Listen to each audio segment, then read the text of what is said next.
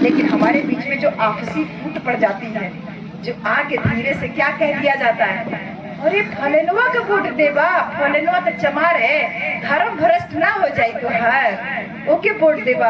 हाँ, अरे धोबी के वोट देबा, जानता वो धोबी का काम करत रहा, तोरे घर के कपड़ा धोत रहा, धर्म ना भ्रष्ट हो जाए, अरे फलेनवा के वोट। ये जो हमारे बीच में जाति का बीज जहर बो दिया जा रहा है वापस।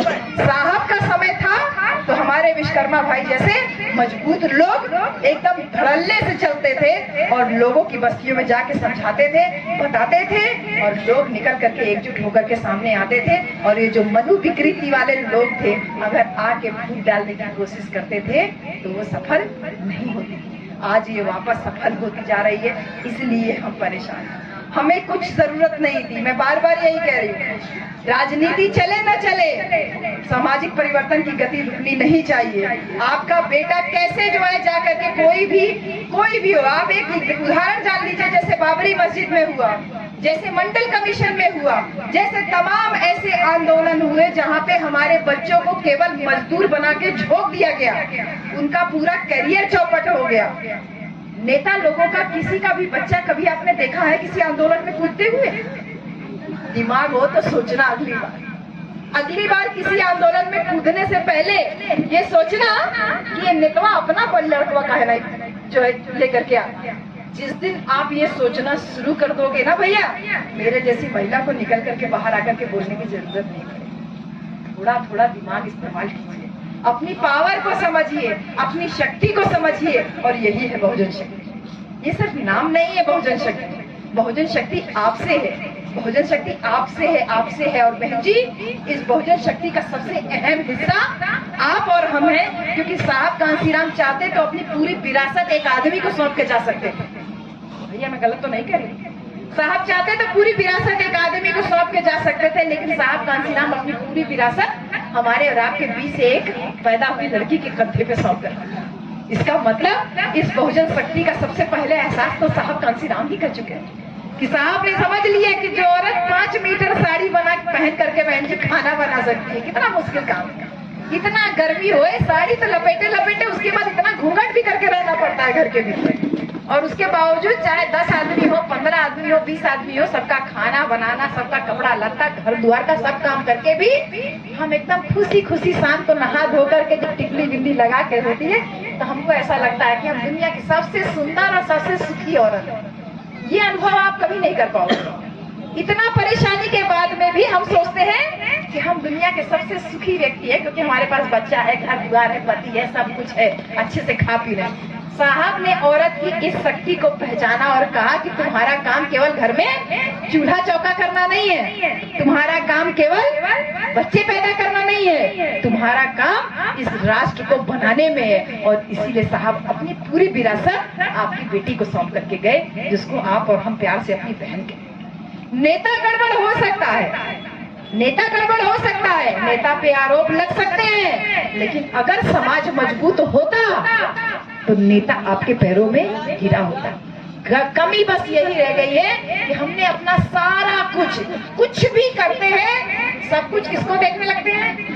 राजनीतिक पार्टी। ऐसे बैनर की तरफ मत देखिएगा, राजनीतिक पार्टी का मतलब ऊंचे लोगों पे, नेता लोगों को देखने लगते हैं। सारा कुछ आ करके राजनीति पे खत्म हो जाता है। क्यों?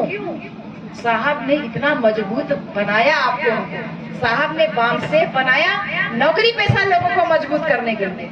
नौकरी पेशा लोग सड़क पे उठ के आंदोलन नहीं कर पाते थे, तो जो गांव में और जो अनएम्प्लॉयड लोग थे, जो नौकरी पेशा नहीं थे, साहब ने आपके लिए बनाया DS4, दलित शोषित संघर्ष समिति। साहब ने DS4 बनाया, कहा कि संघर्ष ये लोग करेंगे और उसको पीछे ब्रेन देने का काम ये नौकरी पेशा लोग करेंगे।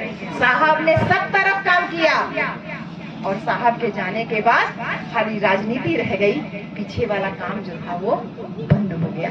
इसलिए बहुजन शक्ति बनाने का अब निर्णय लिया गया।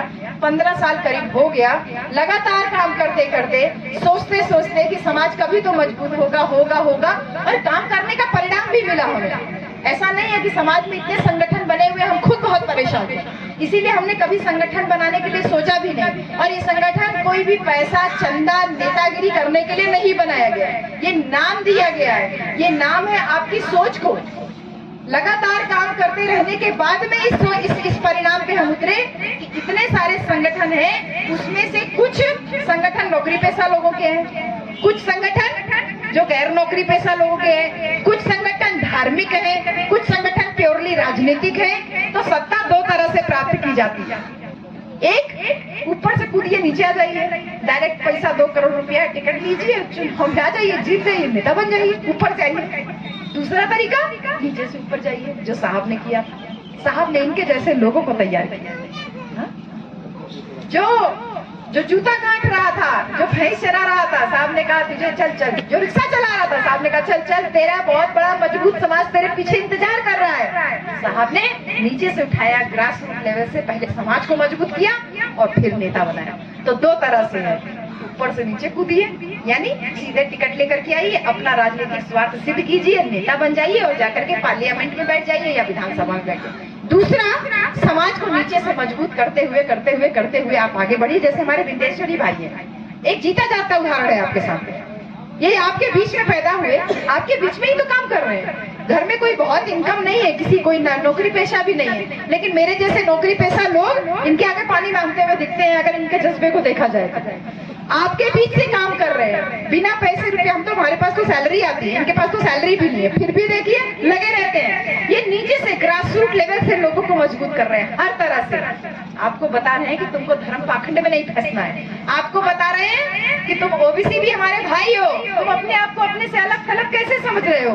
वो औरतों को भी मजबूत कर रहे हैं। उनके परिवार की औरतें देखो एकदम अलग से नजर आ रही हैं, चारों औरतें उनके परिवार की अलग से नजर आ रही हैं, औरतों के ऊपर काम कर रहे हैं। अपने बच्चों को, इनके छोटे से बच्चे को मैंने देखा, मैंने पूछा बाबा, तो वो बाबा साहब की तरफ उंगली कर रहा है, अपने दादा की तरफ उंगली नहीं कर रहा है। तो जो बच्चों को बिल्कुल बेसिक से, ग्रास रूट लेवल से जो तैयारी करनी है, एक जीता जागता उदाहरण है कि नीचे से तैयारी करते हुए और फिर आप आगे आइए और फिर आप राजनीति कीजिए। ये जब चाहे तब चुनाव लड़ सकते हैं। हाँ, ये कि पैसे से मजबूत नहीं है, क्योंकि आज राजनीति पे पैसा हावी हो गया, राजनीति पे पैसा हावी हो गया है। ये भी एक कारण है बहुजन शक्ति के बनने का।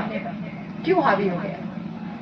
साहब ने तो जो मछली मार रहा था उसको भी उठा के लड़वाया था भैया।